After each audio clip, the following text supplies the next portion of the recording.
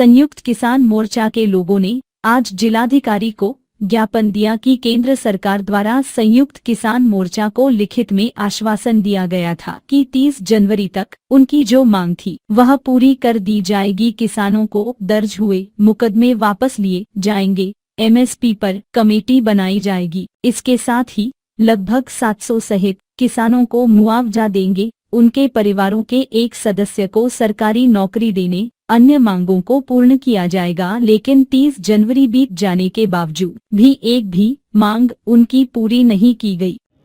नाम क्या? पूरन सिंह जी, किस लिए आप लोग ज्ञापन देने आए हम हैं? इसलिए आए हैं कि पिछले एक साल से ज़्यादा जो है किसानों का आंदोलन चला कृषि कानून 3 वापस लेने के लिए, एमएसपी की गारंटी के लिए, और जो हमारे किसान शहीद हुए हैं 750 से ज़्यादा उनको मुआवजा देने, उनके बच्चों को सरकारी नौकरी देने के लिए, और जो लखीमपुर खीरी में जो हमारे किसानों के ऊपर गाड़ी चढ़ाई गई जो है 4 किसान मारे गए, शहीद हो गए, उसमें जो है उसके जो मंत्री दोषी था उसको बर्खास्त करने की मांग को लेकर ये वादा हुआ था, ये समझौता हुआ, लेकिन सरकार जो है इससे मुकर गई। न तो एमएसपी की कानून पे गारंटी की कानून बनाया गया और न शहीदों को मुआवजे की कोई बात की गई, न जो मुकदमे लगे हुए थे जो किसानों पर वो वापस लिए गए, और जो केंद्रीय गृह मंत्री है जो दोषी मुख्य रूप से लखीमपुर कांड का उसको बर्खास्त नहीं किया गया।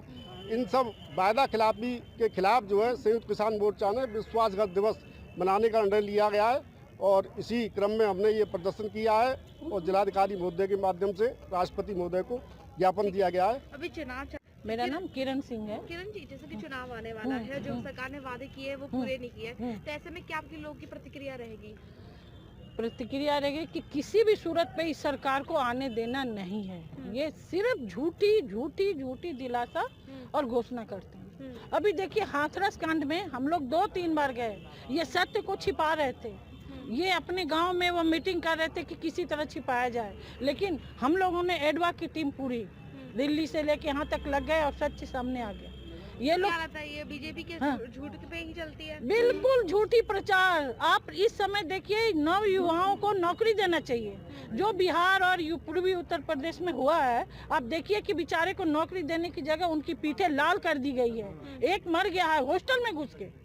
तो जब हमारे बच्चों की ये हालत हो रही है तो हम महिलाएं कैसे चुप रहेंगे? हम लोग तो शुरू से लड़ते आए हैं। बच्चों को सबसे बड़ी इस समय समस्या बेरोजगारी है। जो बेरोजगारी है, इतनी सारी सपा की सरकार, बसपा की सरकार, बीजेपी सरकार, अन्य सरकार में किसको है ना, लेकिन बेस्ट सरकार मानते हैं आप लोग? एक वोट देने के नाते आप लोग क्या बेस्ट मानते हैं? कौन सरकार यूपी के लिए? ये है कि इतनी बुरी स्थिति नहीं थी किसी की भी सरकार। गैस की सिलेंडर देख लीजिए, हम महिलाओं से पूछिए, ठंडे पानी से नहाते हैं कि गैस पे गर्म करेंगे, और बिजली का बिल देखिए कितना महंगा आ रहा है। सबके कट गए, हम लोग बिजली की भी लड़ाई कर रहे हैं। तो ये इस समय इतनी चरम सीमा पे बुरी हालत नहीं थी जितना इन्होंने कर दिया। हर दिन पेट्रोल की दाम बढ़ाकर, हर दिन गैस की दाम कह रहे थे कि सब्सिडी दे रहे हैं, सब्सिडी भी काट लिए, और गैस का सिलेंडर 1000 कर दिया। बताइए जाके हम लोग एडवा के